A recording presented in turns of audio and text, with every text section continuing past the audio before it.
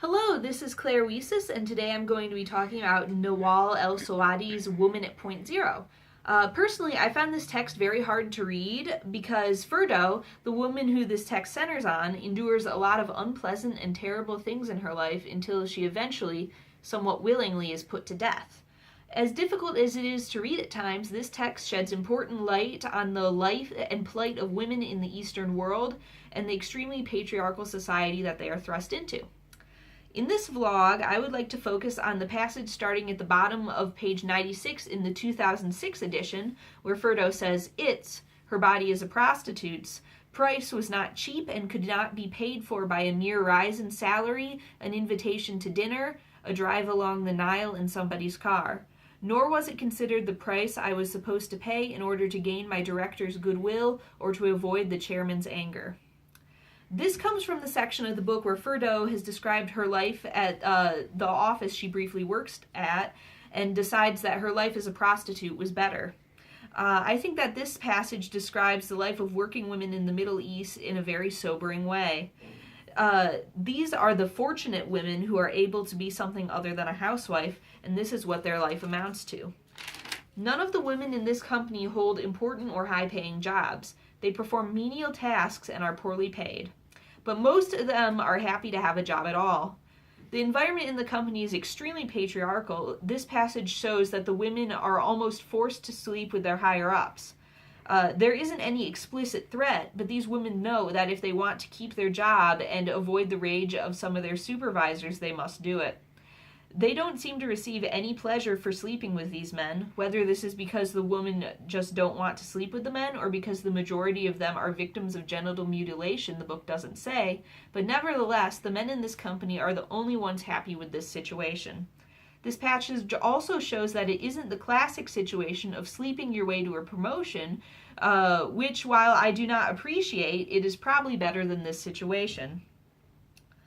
Which is essentially sleeping your way to continued employment. It is interesting to note that the other office women believe that they are a higher position than prostitutes, while Ferdo ends up viewing them as very cheap prostitutes. There isn't really a correct answer to who is in a higher position. If sex work makes you lower class by the virtue of it being sex work, then Ferdo as a prostitute was lower class than the office ladies. Unless, of course, you, like Ferdo, view them as very cheap prostitutes. If personal agency and quality of life determine your class, and the idea of achieving this through sex work is irrelevant, then Ferdo as a prostitute was higher class than the office ladies. Again, there isn't really a correct answer here other than to say that what Ferdo believed was that it was better to be paid well for prostitution than to be paid poorly for prostitution like these office ladies. Here, Ferdo is saying that she respects herself too much to be a cheap prostitute. This passage drives home one of Ferdo's most important beliefs, that the only women in her society who are not slaves to men are prostitutes. Only prostitutes are able to refuse men. If a wife refuses her husband, she is beaten, and if one of these, I assume unmarried, office ladies refuses a man, she puts her job or promotion or workplace well-being at risk. These women are little more than objects that exist for the pleasure of men. The men value them very little. They can always cheat on their wife or remarry. There are always other office ladies. Meanwhile, the woman cannot escape from her marriage. She cannot find a different job. Conversely, if a prostitute refuses a man, she becomes more valuable. The man offers a higher price, which she can take if she desires, or refuse again if she desires.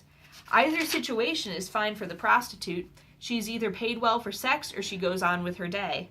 The man in this situation is the one who loses out, as he either has to pay a high rate or he doesn't get to sleep with the prostitute. This forces men in this society to value prostitutes in a way they don't value any other women. This leads me to question why prostitutes in this society were considered lower class in the first place.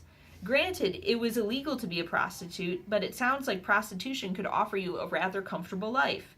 Perhaps it was an effort by men to prevent women from attaining freedom by stigmatizing the only accessible route to autonomy.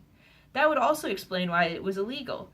That would send a message to women that not only should they accept their position that was essentially slavery, but they were criminals if they took the only other route of action. It prevents women from ever bettering their lives.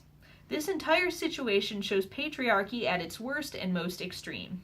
Anyway, that's all I have to say about this passage. Thanks for watching!